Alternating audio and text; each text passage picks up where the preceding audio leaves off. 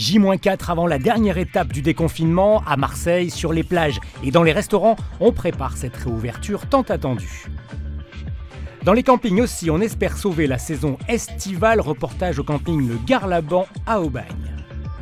En revanche, les boîtes de nuit resteront fermées pour le moment. Au trolleybus à Marseille, on espère quand même refaire tourner les platines début juillet. Les Marseillais l'attendaient, c'est officiel, les plages vont pouvoir rouvrir dès mardi prochain, mais avec certaines conditions. Seules les activités dynamiques seront autorisées et des contrôles seront effectués pour rappeler les règles de distanciation. Pour Marseille, c'est effectivement une très bonne nouvelle de pouvoir ouvrir les plages. Nous les ouvrirons comme nous l'avions prévu avec la préfecture, c'est-à-dire dans un style dynamique, mais avec une certaine souplesse. C'est-à-dire que lorsqu'on est dans des configurations comme aujourd'hui, évidemment que les gens pourront poser leurs serviettes à condition qu'ils respectent une distance entre eux. Et en même temps, on en appelle à la responsabilité de chacun, c'est de se dire que la plage, c'est comme un espace public, c'est comme un espace où on circule. Il faut garder à l'esprit les gestes barrières et la possibilité de se protéger, de protéger les autres. On est dans une logique de pouvoir avoir une saison balnéaire un peu écourtée, une surveillance des plages un peu écourtée, mais qui sera efficace à partir de la deuxième semaine quinzaine de juin. Pour les restaurateurs de l'Escale Borély, c'est aussi le moment de s'organiser afin de préparer la réouverture de leurs établissements. Plutôt privilégiés par le cadre de l'Escale, ils espèrent que les clients seront au rendez-vous dès le 2 juin. Chez nous, c'est agréable, c'est bord de mer, c'est aéré. Voilà, on a cette chance que c'est quand je vous ai dit qu'on allait faire plus, c'est-à-dire qu'on va dépasser le mètre qui est recommandé pour que les gens se sentent bien à l'aise et dans un climat de confort et de confiance. Et c'est ce qu'on s'est fait à faire aujourd'hui, avec des marquages au sol pour bien cibler nos tables, parce que les clients ont tendance à déplacer le mobilier. On va faire des marquages au sol, des points de repère pour tout le monde. Parce que les gens vont venir en masse, je pense que les gens vont être prudents. C'est de la prudence, mais on n'est pas inquiet pour l'avenir, il y aura du monde et on est prêt, disons, pour les recevoir.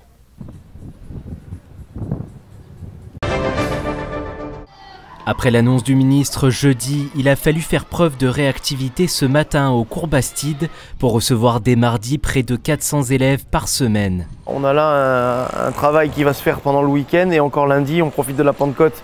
Mais les enseignants viennent tous travailler, vont nous aider à mettre en place. Donc ils seront un demi-groupe pendant une semaine, de manière aussi à ce que les parents puissent s'organiser avec leurs entreprises, c'est important. Et puis la semaine suivante, l'autre demi-groupe, et ainsi de suite, comme ça jusqu'au 26 juin. Jusqu'ici, seules les grandes sections CP, CM2 et 6e, 5e étaient en classe. Dès mardi au cours Bastide, les élèves restés chez eux seront de retour, mais pas de première et terminale qui seront évalués sur leur baccalauréat en contrôle continu. Du côté des mesures sanitaires, pas d'allègement du protocole d'ici les vacances d'été fixées le 4 juillet. Les secondes porteront le masque dès leur arrivée mardi.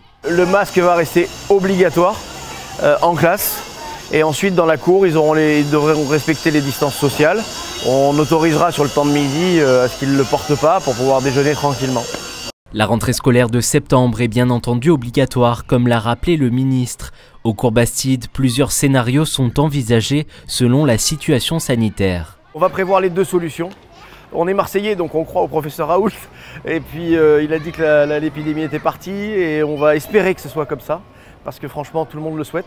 Mais on va quand même prévoir une solution de recours, si nécessaire, pour pouvoir travailler avec ces fameux demi-groupes et renforcer notre équipement informatique de manière à pouvoir vraiment élaborer des plans pédagogiques un peu différents.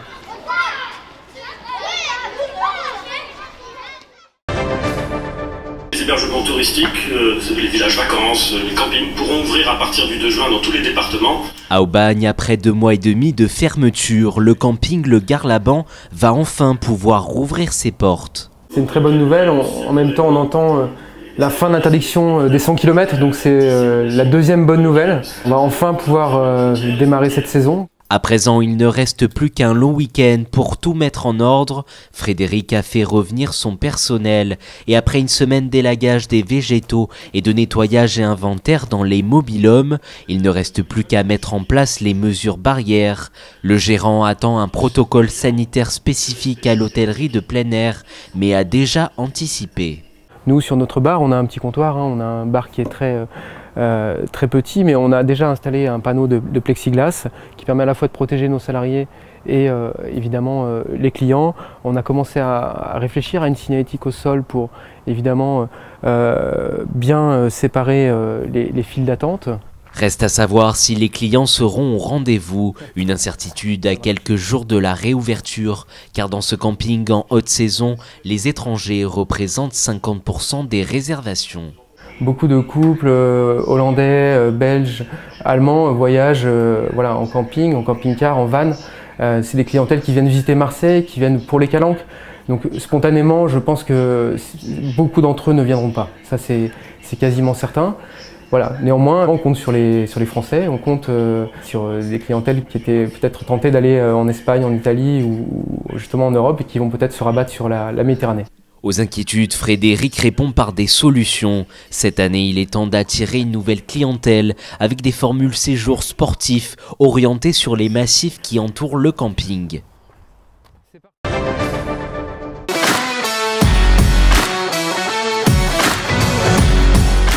Des images qui semblent irréelles aujourd'hui, ce sont celles de la boîte de nuit, le trolleybus sur le Vieux-Port de Marseille. Les établissements de nuit resteront fermés encore plusieurs semaines. La réouverture, ce sera probablement fin juin, voire un peu plus tard. Je pense que nous allons réouvrir. Je vais me donner un petit peu une période élastique entre début et mi-juillet. Dans mes prévisions financières, la globalité de cette période d'inactivité représentera 3 mois en totalité, ce qui pour le trolleybus est énorme. Si nous devons réouvrir dans un cadre comme celui qui est imposé aux restaurateurs et aux bars, nous le ferons, nous avons besoin de survivre économiquement. Par contre, au niveau de la gestion de la clientèle, exiger de quelqu'un dans un établissement de nuit qui respecte une distance d'1 mètre, alors que vous avez de la musique qui est diffusée entre 93 et 102, voire 103 décibels dans certaines salles, pour moi, ce n'est pas plausible. C'est un endroit de fête où le contact physique est très important. Quand vous êtes avec vos amis, vous avez des accolades, des embrassades, ce qui maintient le lien social et ce qui génère la fête. Mon bébé, ma famille est faite par mes salariés. Et donc, je pense vraiment toujours à l'humain. En tant que chef d'entreprise, je suis conscient et ma politique stratégique est appuyée là-dessus. Une entreprise, que ce soit une boîte de nuit, un restaurant, des bureaux d'affaires ou quelque activité que ce soit, n'est basée que sur l'humain. Sans l'humain, vous ne faites rien. Il faut toujours le protéger. Aujourd'hui, pour moi, c'est un des établissements qui fait battre le cœur de la nuit marseillaise. Comme nos amis du son des guitares, du bazar, c'est des gens dont on se sent proche dans cette crise, qui doivent vivre les mêmes épreuves que nous. Et on tient à leur dire à tous qu'on se languit d'ouvrir et qu'on tient à fédérer, comme on l'a toujours fait ensemble depuis 20-30 ans, la nuit marseillaise et à faire plaisir aux gens.